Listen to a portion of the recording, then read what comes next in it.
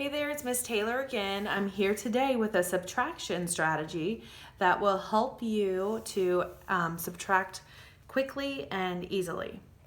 So this strategy is called counting back, and we're going to use the strategy to solve subtraction problems.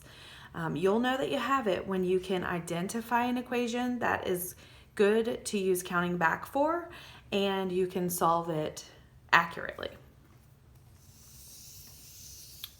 So our strategy today is called counting back, and just like counting on, and I want you to think back to counting on, the numbers that you will use to count back with are the same, 1, 2, or 3. And that's because our brain just can't keep more than that and make sure that we're accurate every single time. So now we're going to start with a larger number, and instead of counting on, we're going to count backwards. So let's look at some equations and give it a try. Okay, let's look at 9 minus 2. I know that I can use counting back with this because there's a 2. So I'm going to start with that 9 and count backwards 2. 9, 8, 7. Okay, let's look at the next one. 6 minus 1. I know that I can use counting back because there's a 1. So I would say 6, 5. 8 minus 3 is a good equation to use counting back with because there's a 3. So I would start with 8 and count backwards 3 more. 8, 7, 6, 5. And do you notice on my 3 is even a little bit difficult to remember? So 3 has 3 different points here. See that? 1, 2, 3. So sometimes when I'm counting back, I like to point to those 3 dots, really, so that I can remember counting back that many. So watch again. 8, 7, 6, 5. The next one is 11 minus 2.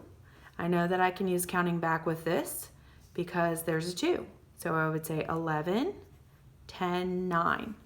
So if you're having a little bit of trouble counting backwards, then I would suggest going back and practicing counting backwards, just starting by 20, 19, 18, 17, practice counting backwards.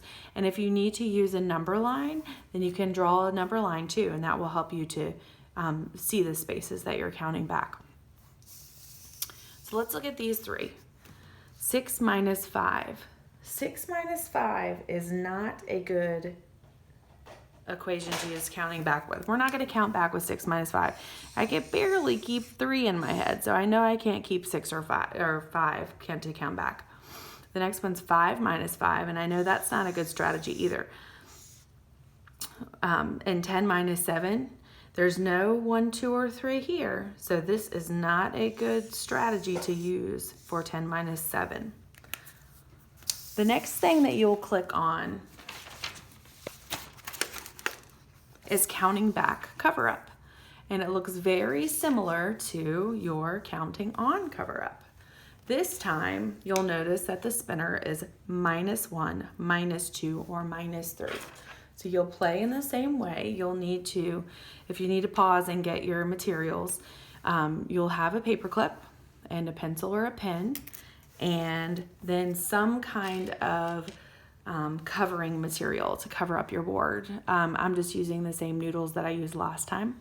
I'm not playing against anyone. If you were playing against someone, you might want to do 2 different types of noodles, or maybe cotton balls or cereal, so that you can know who's who. So the way that you play is you're going to spin each spinner, and you're going to start with your larger number and then count back either 1, 2, or 3, and then cover up one of your spaces. And the way that you win the game is to get 4 in a row. So if you're playing with a partner, make sure you're looking carefully because you might be able to block them. Okay, so I'll spin, and I got 6, and then I'm going to see how many I'll count back.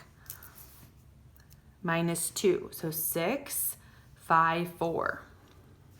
So I'm going to look on my board, and I'm going to cover up a 4, and I'm going to pick this one. And then I would spin again. Oops, that's on the line. I'll spin again. 6, minus 2, 6, 5, 4. Now this time there is another 4 on my board down here. But if you happen to spin and your difference has already been covered up, then it's almost like lose a turn. I'm gonna spin again. And if you're playing with a partner, make sure that you're taking turns going back and forth. 12.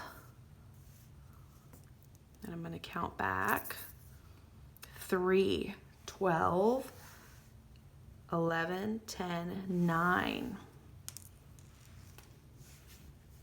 I'm gonna pick this 9. So you can win by getting, you can go vertical, you can go horizontal, or you can even go diagonal to win 4 in a row.